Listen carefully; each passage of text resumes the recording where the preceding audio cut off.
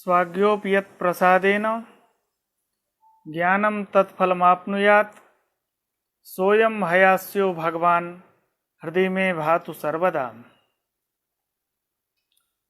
मान्याः संस्कृतं भारतम् इति समूहे उपस्थितानां सर्वेषाम् अभिनंदनम्।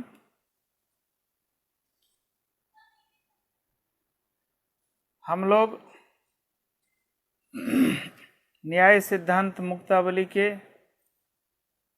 प्रत्यक्ष खंड का रसास्वादन में लगे हुए हैं और प्रत्यक्ष खंड के अंतर्गत आकाश निरूपण तक संपन्न हो गया है। आज हम काल का निरूपण करेंगे और दिशा का भी निरूपण करेंगे। काल और दिशा ये दोनों ही नवविध पदार्थों में, नवविध द्रव्यों में ये अन्यतम द्रव्य हैं। यद्यपि काल और दिशा को नव्य नैयायिक नहीं मानते हैं। उनका ये कहना है कि काल और दिशा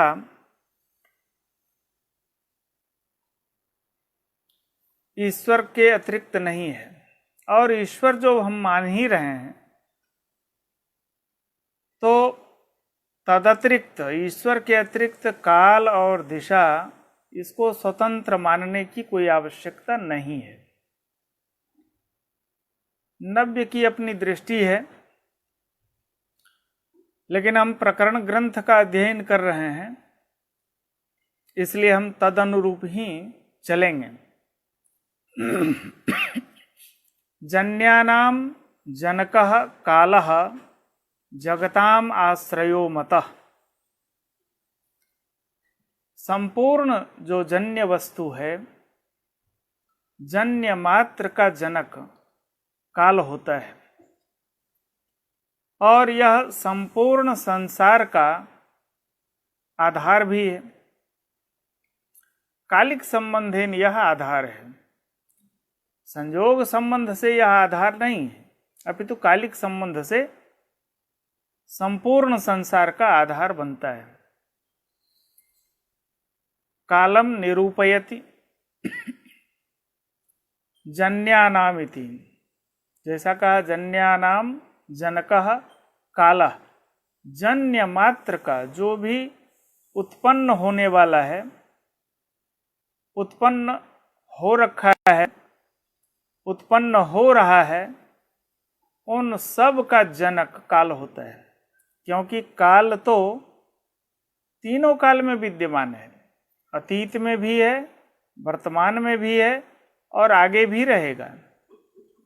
एतावता जन्य मात्र का अधिकरण काल होगा। तत्र प्रमाणम दर्शयितुम आह, काल है भी, उसका क्या प्रमाण है? बहुधा हमारा जो संस्कार होता है, जो वस्तु दृष्टिपथ में आती है, जो जिस वस्तु का हम किसी भी रूप में प्रत्यक्ष करते हैं, चाहे वह चाक्षुष प्रत्यक्ष हो, घ्राणज प्रत्यक्ष हो, रासन प्रत्यक्ष हो, त्वाच प्रत्यक्ष हो, श्रोत्र प्रत्यक्ष हो अथवा मानस प्रत्यक्ष हो, पंचविध लौकिक प्रत्यक्ष, षड्विध लौकिक प्रत्यक्ष, या 5 जो बहिरींद्रिय उससे और अंतर इंद्रिय से मानस प्रत्यक्ष, इन्हीं में हमारा विश्वास होता है और इसी को हम प्रामाणिक भी मानते हैं। लेकिन काल को देखने, सुनने और समझने का कोई तरीका नहीं समझ में आया। रूप, रस, गंध, स्पर्श, शब्द काल में नहीं है, एतावता ये 5 जो बहिरेंद्रियां हैं, इनसे काल का प्रत्यक्ष नहीं हो पाएगा। इन 5 बहिरेंद्रियों से जिसका प्रत्यक्ष नहीं होगा, उसका मानस प्रत्यक्ष भी संभव नहीं है। इसलिए किसी भी इंद्रिय से इसका प्रत्यक्ष नहीं हो पाया, तो काल को हम कैसे माने? काल है या नहीं, इसमें क्या प्रमाण है? ऐसा हो, उस जिज्ञासा के समाधान के लिए वहां प्रमाण उपस्थापित करते हैं। तथा ही इदानीम घटः इत्यादि प्रतीति ही, इस समय घट है, ये प्रतीति सबको होती है। एतत् कालावच्छेदेन घट है, इसी को हम इदानीम घटः इस शब्द से कहते हैं। और जब इदानीम घटः यह प्रतीति होती है, उस प्रतीति का विषय कौन है? उस प्रतीति का विषय घट होगा। और इदानीम शब्द से एक काल को हम जानते हैं। वर्तमान काले घटः, वहां इदानीम पद से हम काल को ही लेते हैं। तो विषय विधेया काल भी प्रविष्ट है और घट भी प्रविष्ट है। तो इदानीम घटः इत्यादि प्रतीति ही सूर्य परिस्पंदादिकम यदा विषयी करोति तदा सूर्य परिस्पंदादिना घटादेह संबंधो वाच्य। इदानीम यह क्या चीज है? सूर्य का जो परिस्पंद है, परिस्पंद का मतलब क्रिया। सूर्य की जो क्रिया होती है, सूर्य पूर्व दिशा में उदित होता है, सूर्य का उदय पूर्व दिशा की तरफ हुआ है, और वह धीरे धीरे जिस गति को हम जान नहीं पाते हैं, वह शनैः शनैः पश्चिम दिशा की तरफ चला जाता है। तो इदानीम पद से सूर्य की जो क्रिया है और क्रिया के मध्य में जो काल आ गया है, उस क्रिया से अभिहित सूर्य की क्रिया है, सूर्य में क्रिया हो रही है, और उस क्रिया का जो कारण है वह काल भी है। तो इदानीम यह जो व्यवहार है, इस व्यवहार का विषय कौन है? काल ही है। इदानीम घटः अर्थात एतत् काले घटः, वह काल, उसमें विषय विधेया प्रविष्ट है। तो सूर्य परिस्पंदादिकम यदा विषयी, क्रिया जब उस घट को विषय बनाती है, तदा सूर्य परिस्पंदादिना, सूर्य क्रिया के साथ में घट का संबंध कहना पड़ेगा। क्रिया के साथ घट का कोई न कोई तो संबंध है, तभी तो इदानीम घटः यह व्यवहार उपपन्न हो पा रहा है। तो वह संबंध का निर्वचन आवश्यक है। वह कौन सा संबंध होगा? सच संबंधः संयोगादि न संभवति, वह संयोग आदि संभव नहीं है। संयोग संबंध दो द्रव्य के बीच में होता है। यहाँ क्रिया तो कर्म है और घट द्रव्य है, इसका संबंध संयोग नहीं होगा, क्योंकि एक क्रिया है और एक द्रव्य है। एतावता इन दोनों का, सूर्य क्रिया का और घटात्मक जो द्रव्य है, इन दोनों का संयोग संभव नहीं है। संयोग संबंध इन दोनों के मध्य में संभव नहीं है। अब हम कहें कि क्रिया और द्रव्य का समवाय संबंध होता है, तो क्रिया का घट के साथ में समवाय संबंध मान लें, यह भी संभव नहीं है, क्योंकि क्रिया का संबंध जिसमें क्रिया हो रही है, क्रियावान का क्रिया के साथ सूर्य है, तो क्रियावान जो सूर्य है उस सूर्य के साथ उस क्रिया का समवाय संबंध तो बनेगा, वह आवश्यक है, वह होगा ही। लेकिन घट के साथ सूर्य क्रिया का संबंध समवाय संबंध नहीं बनेगा।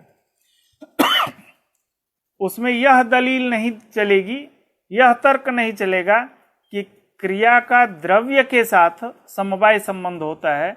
एतावता सूर्य की क्रिया ले लें और द्रव्य के स्थान पर हम घट को ले लें, इसलिए क्रिया क्रियावतो समवायः, यह तो क्रिया और क्रियावान का समवाय संबंध होता है, घट में कोई क्रिया नहीं हो रही है, सूर्य में हो रही है, इसलिए सूर्य की क्रिया का सूर्य के साथ में समवाय संबंध होगा, घट के साथ में समवाय संबंध नहीं हो पाएगा। कौन सा संबंध मानना होगा? कोई न कोई संबंध तो है जो उस क्रिया का संबंध घट के साथ में है। इदानीम घटः, इस व्यवहार की उपपत्ति के लिए हमें सूर्य क्रिया का घट के साथ में संबंध स्वीकार करना होगा। वह जो संबंध है वह है स्वाश्रय तपन संयोगी संयोग, यह संबंध है। स्व से हम लेते हैं सूर्य की क्रिया को, स्व पद से सूर्य क्रिया, उस सूर्य क्रिया का आश्रय जो तपन, तपन का अर्थ सूर्य है, तपन और सूर्य दोनों पर्यायवाची हैं। स्वाश्रय जो तपन अर्थात सूर्य, उसका संयोगी, उसका संयोग है काल के साथ और उसका संबंध है घट के साथ में। स्वाश्रय तपन संयोगी काल, उसका संयोग घट के साथ में है, क्योंकि काल का और घट का संबंध संयोग बनेगा। इसलिए स्वाश्रय तपन संयोगी संयोग संबंध से उस सूर्य क्रिया का संबंध घट के साथ में हो जाता है। सच संबंध संयोगादि न संभवति इति काल एव तत्संबंध घटकः कल्प्यते। उस संबंध का घटक काल ही है, काल के सिवा और कोई भी संबंध नहीं बन पाएगा। यह परंपरा संबंध हम मानते हैं और उसका घटक काल है। इत्थंच तस्य आश्रयत्वमपि सम्यक, इसलिए काल जब सिद्ध हो गया तो यह संपूर्ण संसार का, संपूर्ण जन्य का आश्रय भी संभव हो पाएगा। इसलिए जन्यानाम जनकः कालः जगताम आश्रयः, संपूर्ण संसार का यह आश्रय है। परापरत्वधि हेतु क्षणादि स्याद उपाधितः। परत्व अपरत्व, यहाँ जो परत्व अपरत्व लेना है वह कालिक परत्व अपरत्व को लेना है। हम तीन अवस्था वाले व्यक्ति को लेते हैं। एक 10 वर्ष का बच्चा है, एक 25 वर्ष का युवा है और एक 50 वर्ष का प्रौढ़ है। कालकृत परत्व अपरत्व की गणना हम यहाँ करते हैं। 25 वर्ष की अवस्था वाला व्यक्ति से 10 वर्ष की अवस्था वाला जो बालक है उसमें कालकृत अपरत्व है, लेकिन 50 वर्ष के प्रौढ़ में वह कालकृत परत्व जाता है। एक जगह कालकृत परत्व है, एकत्र कालकृत अपरत्व है। मध्य वाला जो है उसमें कालकृत परत्व भी है, कालकृत अपरत्व भी है। 10 वर्ष देशीय जो बालक है तदपेक्षया परत्व बैठा है उसमें 25 वर्ष वाले व्यक्ति में, और 50 वाले की अपेक्षया उसमें अपरत्व भी बैठा है। इसलिए कालकृत परत्व और अपरत्व, यह जो ज्ञान होता है परत्व अपरत्व, बुद्धि का जो कारण है। अयम परः अयम अपरः, अत्र परत्वम अत्र अपरत्वम, इस बुद्धि का जो कारण है वह काल ही है। क्षणादि स्यात् उपाधितः, काल यद्यपि एक है, नित्य है, व्यापक है, फिर भी हम क्षण, दिन, मास, वर्ष ये व्यवहार कैसे कर पाते हैं? काल तो एक है, तो यह क्षण, दिन, मास यह व्यवहार कैसे संभव हो पाएगा? उसके लिए कहता है उपाधि वशात ये व्यवहार संभव हो पाते हैं। प्रमाणांतरम दर्शयति, एक तो प्रमाण बतलाया सूर्य क्रिया का घट के साथ में संबंध होता है, और वह संबंध संयोग समवाय आदि संभव नहीं है, वह काल ही संबंध घटक है। एतावता काल की सत्ता हम मानते हैं, काल है, इसमें प्रमाण मिल गया। दूसरा भी संबंध बतलाते हैं, दूसरा भी प्रमाण बतलाते हैं। प्रमाणांतरम दर्शयति परापरत्वेति, परत्व अपरत्व बुद्धेः असाधारणम निमित्तम काल एव। यह पर है, यह अपर है, यह हम व्यवहार कैसे करते हैं? इस व्यवहार के पीछे नियामक कौन होगा? इस बुद्धि का जो असाधारण निमित्त कारण है वह काल ही है। दिशा नहीं हो सकता है जिसमें हम परत्व अपरत्व, जो हम छोटा बड़ा यह जो व्यवहार करते हैं उसका नियामक दिशा नहीं है, उसका नियामक पृथ्वी, जल, तेज, वायु ये सब नहीं हो सकता है। हमें अंततः एक ऐसे द्रव्य की कल्पना करनी पड़ेगी जिसका जो यह नियामक हो जाए कि यह छोटा है, यह बड़ा है, यह और उससे बड़ा है। इस व्यवहार के नियंत्रण के लिए हमें काल को स्वीकार करना ही पड़ेगा। असाधारणम निमित्तम काल एव परत्वापरत्वयोः असमवायी कारण संयोगाश्रयो लाघवात् अतिरिक्तः कालः। परत्व और अपरत्व इन दोनों का जो असमवायी कारण है वह कौन है? संयोग है। उस असमवायी कारण संयोग होता है। काल और उस वस्तु का जो संयोग है वह काल असमवायी कारण होगा। असमवायी कारण जो संयोग होता है, संयोग द्विष्ठ होता है। द्विष्ठ दो में रहने वाला जो होगा उसी को हम द्विष्ठ कहते हैं। तो एक तो है वह वस्तु, दूसरा है काल। क्योंकि दोनों का संयोग, संयोग तो जैसे घट के साथ में है वैसे ही काल के साथ भी है। उस संयोग का आश्रय काल ही होगा। तो असमवायी कारण जो संयोग है, उस संयोग का आश्रय एक तो वह घटपटादि वस्तु है, दूसरा संयोग का आश्रय जो संयोग के दृष्ट होने से दूसरा खोजना पड़ेगा। दूसरा कौन है? तो काल ही होगा। काल के सिवा और कोई भी नहीं हो सकता। तो संयोगाश्रयः लाघवात् अतिरिक्तः कालः सिद्ध्यति। एकः कालः कल्प्यते, एक ही काल है। और जब वह एक ही काल है तो एकस्य कालस्य सिद्धौ, आपने काल को सिद्ध किया और वह काल एक है।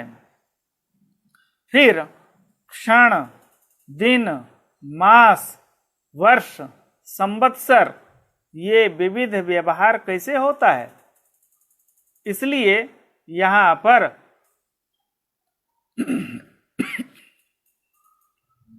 इस तरह से एकस्य कालस्य सिद्धो क्षण दिन मास वर्षादि समय भेदो न स्यात्।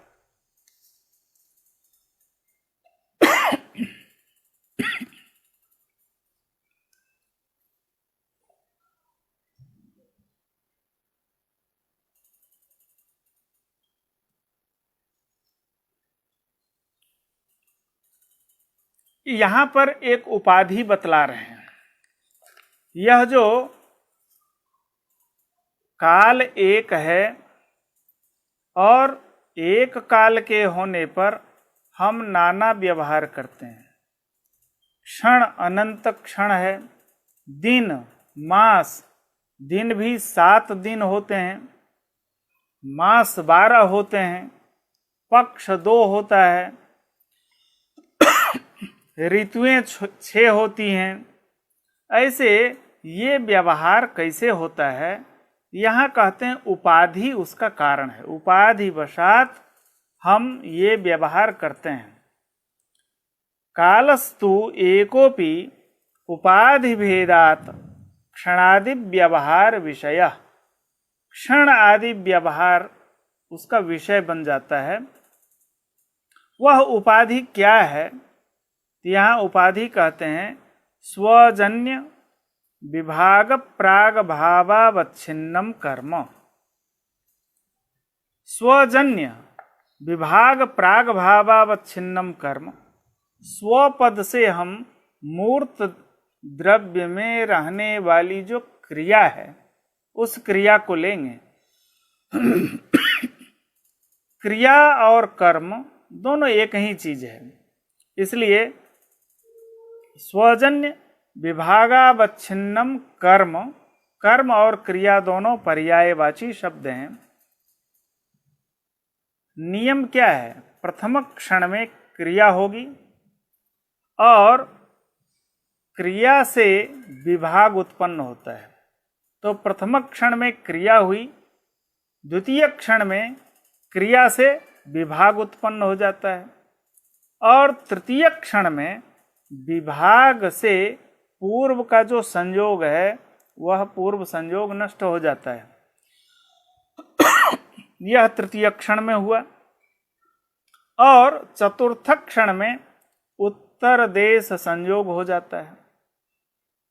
प्रथम क्षण में क्रिया, द्वितीय क्षण में क्रियाजन्य विभाग, तृतीय क्षण में विभाग से पूर्व संयोग का नाश और चतुर्थ क्षण में उत्तर देश संयोग। इस नियम के आधार पर द्वितीय क्षण में जिस क्रिया से मूर्त द्रव्य में विभाग उत्पन्न करना होता है उस विभाग का प्रथम क्षण उसका प्रागभाव होगा। प्रथम क्षण में उसका प्रागभाव है, इसलिए वह क्रिया स्वजन्य विभाग प्रागभाव से विशिष्ट हो गई। एतावता स्वजन्य विभाग प्रागभावावच्छिन्न क्रिया प्रथम क्षणोपाधि है, एक उपाधि। दूसरी पूर्व संयोगावच्छिन्न विभागो वा, पूर्व संयोगावच्छिन्न जो विभाग है यह द्वितीय क्षणोपाधि है। पूर्व देश के साथ में जो मूर्त द्रव्य का संयोग है वह संयोगावच्छिन्न जो क्रिया है उस क्रिया से जायमान विभाग अर्थात संयोग पूर्वक विभाग।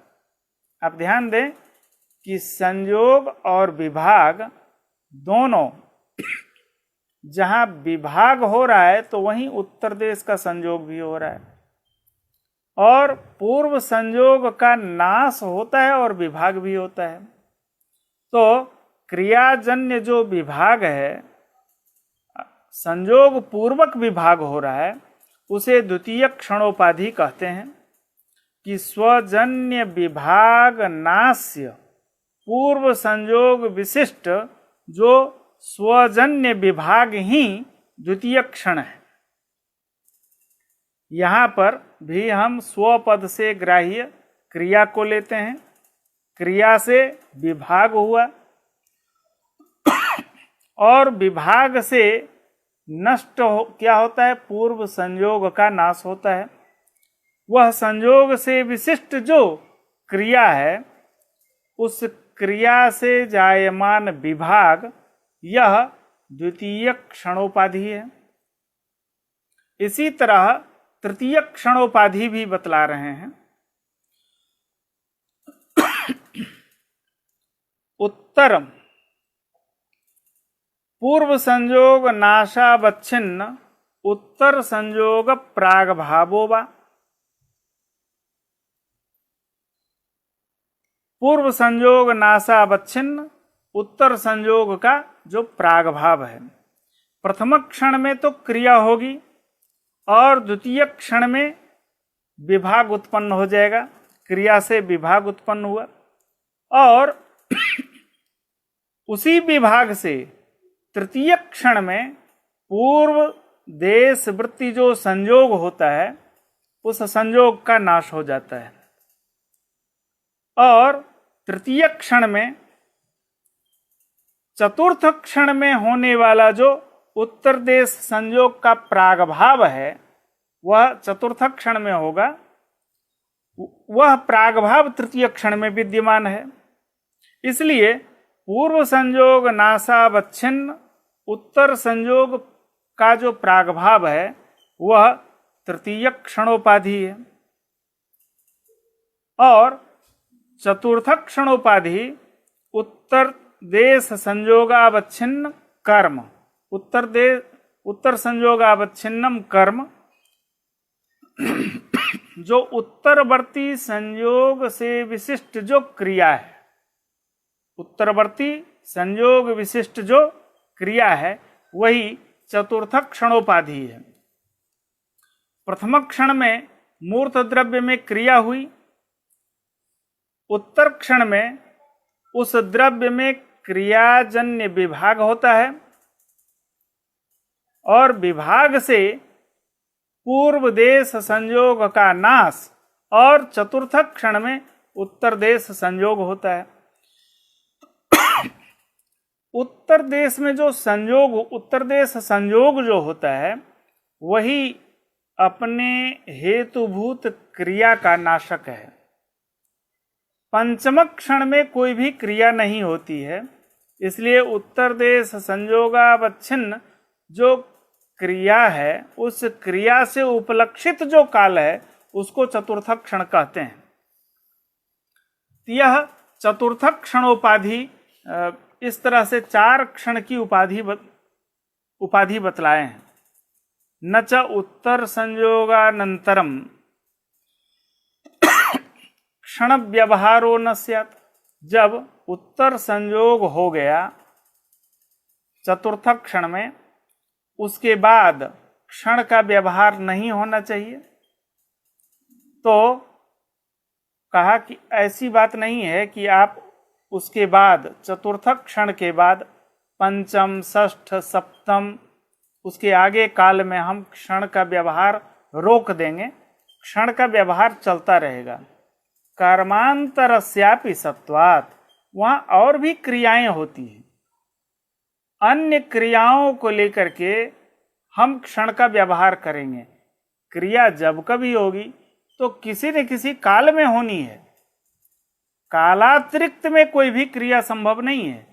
कोई भी क्रिया काल के अधीन होगी, काल की छाया में होगी, काल के दायरे में होकर के ही कोई भी क्रिया होती है।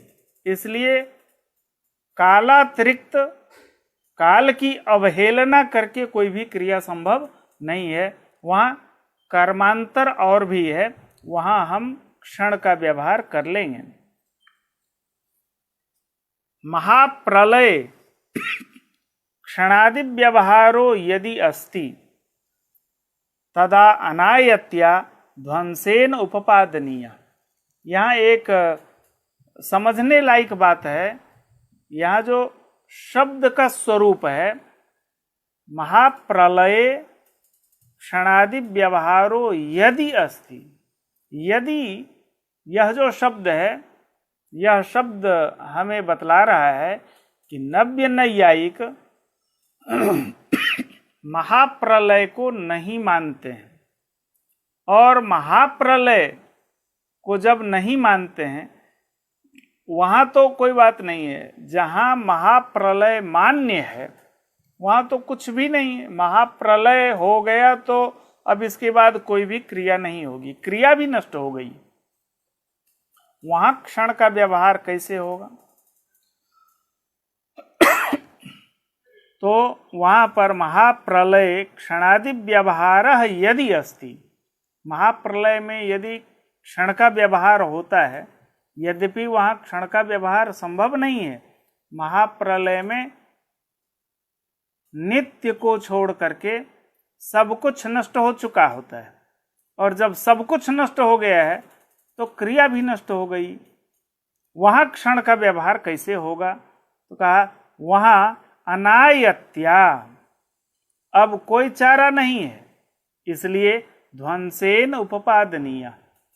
जहाँ ध्वंस है, ध्वंस का भी एक काल तो होगा, ध्वंस भी एक प्रकार का कार्य है।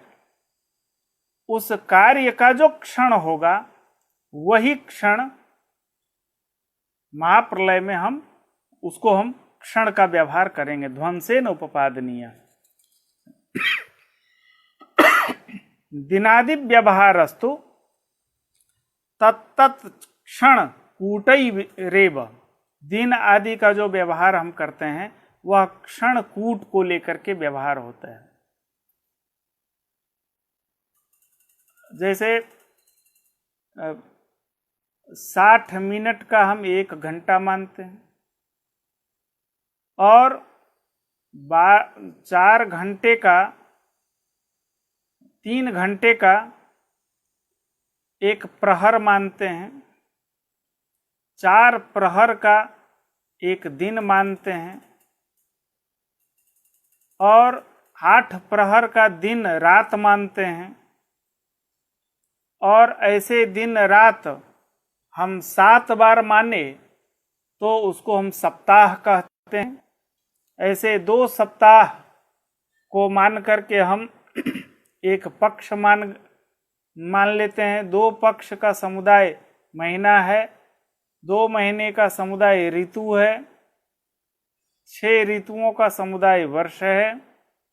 ऐसे करके हम आगे तक चलेंगे। इस तरह से तत्त क्षण कूट ही दिन है, और दिन समुदाय सप्ताह है, सप्ताह का समुदाय पक्ष है, पक्ष का समुदाय माह है, माह का समुदाय ऋतु है, ऋतु समुदाय वर्ष है। ऐसे करके हम क्षण का जो व्यवहार हम करते हैं तत्त क्षण कूट ही हमारा दिन आदि व्यवहार का नियामक हो जाता है। इस तरह से काल का प्रकरण यहाँ पूर्ण होता है। आगे दिशा का निरूपण ग्रंथकार करते हैं। यद्यपि काल को नव्य नैयायिक नहीं मानते हैं, वह कहते हैं ईश्वर ही, जो ईश्वर को मान लिया तो यह जो सभी जन्य मात्र का अधिकरण ईश्वर ही होगा। जैसे जन्यानाम जनकः कालः माना है, वैसे जन्य मात्र का जनक ईश्वर होता है। इसलिए ईश्वरातिरिक्त काल की सत्ता नहीं है। और जैसे काल की सत्ता नहीं है वैसे ही दिशा को भी नहीं माना है। ऐसे दिधितिकार इत्यादि का कथन है कि काल और दिशा को स्वतंत्र द्रव्य मानने की आवश्यकता नहीं है। हम ईश्वर को मान लेते हैं उसी से हमारा काम चल जाएगा। दिशा का निरूपण करते हुए विश्वनाथ पंचानन भट्टाचार्य लिखते हैं, दूरांतिकादि धी हेतु एका नित्या दिगुच्यते। दूर और अंतिक, दूर का अर्थ है जो दूर है और अंतिक का अर्थ है नजदीक। ऐसे दूर व्यवहार, नजदीक का व्यवहार, इस व्यवहार का कारण दिशा है और यह दिशा एक है, नित्य है और व्यापक है। दूरांतिकादि धी हेतु एका नित्या दिगुच्यते दिशम निरूपयति। दूरत्वम अंतिकत्वम च दैशिकम परत्वापरत्वम बोध्यम। यहाँ दूरत्व और अंतिकत्व, दैशिक परत्व और अपरत्व को समझना चाहिए। देशकृत परत्व और देशकृत अपरत्व, इसमें वैयाकरण लोग जैसे आंग के दो अर्थ बतलाते हैं, एक मर्यादा और दूसरा अर्थ है अभिविधि। मर्यादा आसमुद्रम, आसमुद्रात तुवई पूर्वात, यहाँ आंग पद का दो अर्थ है।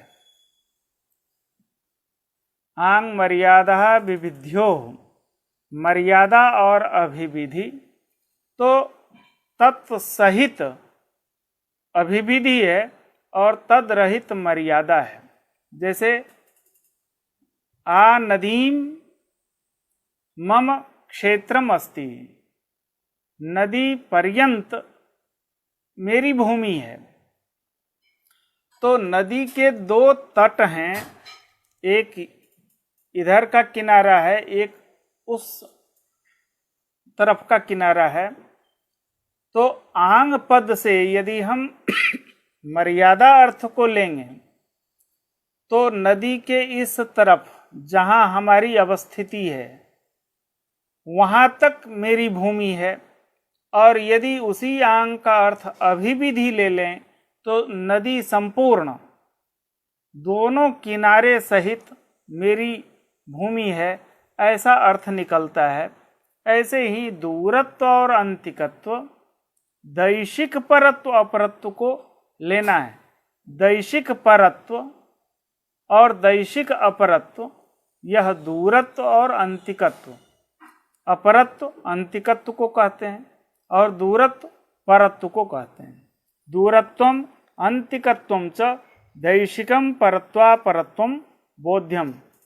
वह दैशिक परत्व और अपरत्व का जो असाधारण निमित्त कारण है वह दिशा ही है, उसका और कोई कारण नहीं हो सकता है, क्योंकि उस देश का निर्धारण दिशा ही करता है, दिशा ही करती है।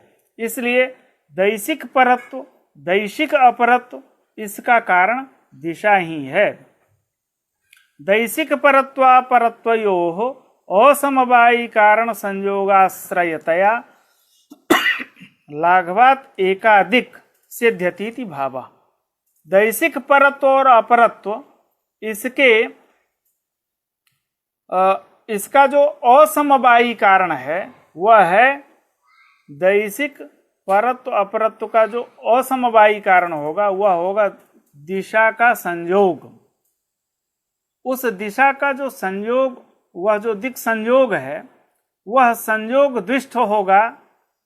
वह द्विष्ठ में एक तो है वह देश, और उस संयोग का दूसरा आश्रय है दिशा। वह क्षेत्र है और दूसरा दिशा है, इसलिए संयोग का आश्रय वह दिशा भी हो गया। उस संयोगाश्रयतया हम दिशा को सिद्ध करते हैं। और अनंत देश को मानने में महान गौरव होगा। अन्य किसी को माने, तत्त संयोग माने तो अनंत गौरव होगा। इसलिए उसका आश्रय, असमवायी कारण संयोग का जो आश्रय है वह दिशा है। दिशा को एक मानने में लाघव है। इसलिए लाघववशात हम दिशा को एक मानते हैं। उपाधि भेदात एकापि प्राच्यादि व्यपदेश भाग एकापि दिक् उपाधि भेदात नाना प्रतीयते। यद्यपि दिशा एक है तथापि उपाधि के भेद से वह अनेक संज्ञा से विभूषित है। वह प्राची, प्रतीची, उदीची और अवाची, यह व्यपदेश भाग, ये व्यवहार को हम मानते हैं, इस व्यवहार को हम करते हैं। यह प्राची है, यह प्रतीची है, उदीची है, अवाची है, यह औपाधिक भेद है। वस्तुतः दिशा एक है। ननु एकैव यदि एकैव दिक् तदा प्राची, प्रतीची इत्यादि व्यवहारः कथम उपपद्यते। यदि दिशा एक ही है तो प्राची, प्रतीची ये व्यवहार कैसे होता है? इसके लिए कहते हैं उपाधि भेदात। यत् पुरुषस्य उदयगिरि सन्निहिता यादिक सा तस्य प्राची। जिस पुरुष का यत् पुरुषस्य, यहाँ जो षष्ठी विभक्ति दिख रही है, यह षष्ठी विभक्ति अवधि अर्थ में है और अवधि अर्थ में पंचमी विभक्ति होती है, तो पंचमी अर्थ में षष्ठी विभक्ति है। तो पंचमी के अर्थ में षष्ठी विभक्ति प्रयुक्त हुई है, ऐसा व्याकरण में होता है। दूसरे अर्थ में दूसरी विभक्ति का प्रयोग किया जाता है, तो अवधित्व अर्थ में षष्ठी विभक्ति का प्रयोग हुआ है। यत् पुरुषस्य अर्थात यत् पुरुषात्, जिस पुरुष से उदयगिरि सन्निहिता यादिक, उदयगिरि के सन्निहित में जो दिशा है, एक पुरुष को अवधि बनाया और उसके निकटवर्ती उदयगिरि है। उदयगिरि सन्निहिता जो दिशा है उसको हम प्राची कहते हैं, पूर्व दिशा कहते हैं। एवं उदयगिरि व्यवहिता यादिक सा प्रतीची। ठीक उदयगिरि की विपरीत जो दिशा है, उदयगिरि हम पूर्व दिशा को कहे, उसके ठीक विपरीत में जो दिशा है उसको हम प्रतीची अर्थात पश्चिम बोलते हैं। एवं यत् पुरुषस्य सुमेरु सन्निहिता यादिक, यहाँ भी यत् पुरुषस्य अवधि अर्थ में षष्ठी है, तो जिस पुरुष के सुमेरु सन्निहित जो दिशा है उसको हम उत्तर दिशा कहते हैं। तद व्यवहिता तु अवाची, उसके विपरीत जो दिशा है वह दक्षिण दिशा है। सर्वेषामेव वर्षाणाम मेरुः उत्तरतः स्थितः। जितना भी वर्ष है उन सारे वर्षों की अपेक्षया सुमेरु उत्तर दिशा में अवस्थित है। और जब एक दिशा का ज्ञान हो गया, एक दिशा जब व्यवस्थित हो जाए तो हम अन्य दिशाओं का ज्ञान कर सकते हैं। यह एक नियम है। सभी वर्ष के उत्तर दिशा की तरफ सुमेरु पर्वत है, अर्थात सुमेरु पर्वत के दक्षिण दिशा में सारे वर्ष होते हैं। तो हम यह चार प्रकार के औपाधिक व्यवहार किए हैं और औपाधिक व्यवहार करने के कारण ही इसमें प्राची, प्रतीची यह व्यवहार होता है। इसको हम एक और उदाहरण के द्वारा बतलाना चाहेंगे। जहां हम बैठे हैं, हमसे पूरब में मोबाइल रखा है जिसके माध्यम से हम आपसे जुड़े हुए हैं। मोबाइल हमसे पूरब में है और पूर्व दिशा में जो दीवार है उस दीवार की अपेक्षया यही मोबाइल पश्चिम दिशा में है। हमारे मुख्य द्वार के दक्षिण दिशा में यह मोबाइल है और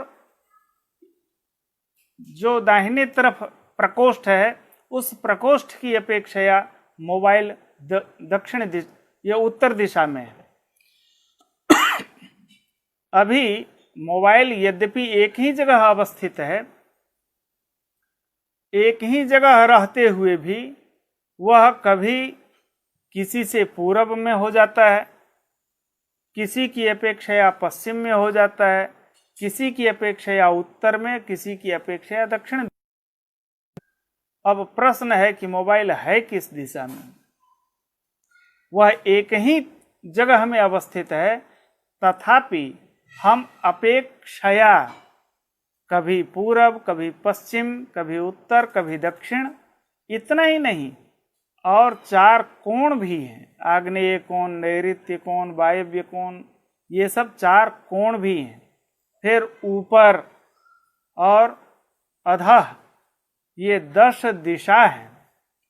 और ये 10 दिशाओं की जो हमारी पौराणिक वैदिक अवधारणा है औपाधिक, इसलिए 10 दिक्पाल, इन दिशाओं की सुरक्षा के लिए 10 दिक्पाल भी हैं। 10 दिशा, यह जो औपाधिक व्यवहार हमारा है, ऐसे ही दिक्पाल भी है। इसलिए यह जो व्यवहार हम करते हैं दिशा के एक होने पर भी, इसमें हम अनंत व्यवहार कर पाते हैं। इसका नियामक केवल उपाधि का भेद है। वस्तुतः दिशा एक है, तथापि औपाधिक हम उसके 4, 8, 10 ऐसे भेद करते हैं। इस तरह से दिशा का भी निरूपण यहाँ संपूर्ण होता है।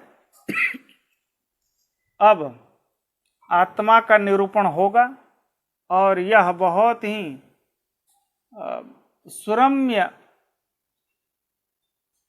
वर्णन इसका है। आत्मनिरूपण में अनेक पक्ष भी आएंगे। चार्वाक के ही 3 पक्ष हैं, बौद्ध पक्ष है, अद्वैत वेदांतियों का पक्ष है, सांख्य का पक्ष है, अनंत पक्ष मिलेंगे और इनका बहुत ही मजेदार वर्णन भी है। तो अगले दिन से हम आत्मा के निरूपण में प्रवेश करेंगे। आज इसको उठाना, आत्मा के निरूपण में प्रवेश करना आज उचित नहीं प्रतीत हो रहा है, इसलिए इसे अग्रिम दिवस में किया जाएगा। आप सभी की उपस्थिति हमें बहुत मार्गदर्शन भी करती है, मनोबल भी बढ़ाती है, इसलिए अपनी उपस्थिति बनाए रखें। इन्हीं शब्दों के साथ आप सभी को नमस्कार, धन्यवाद।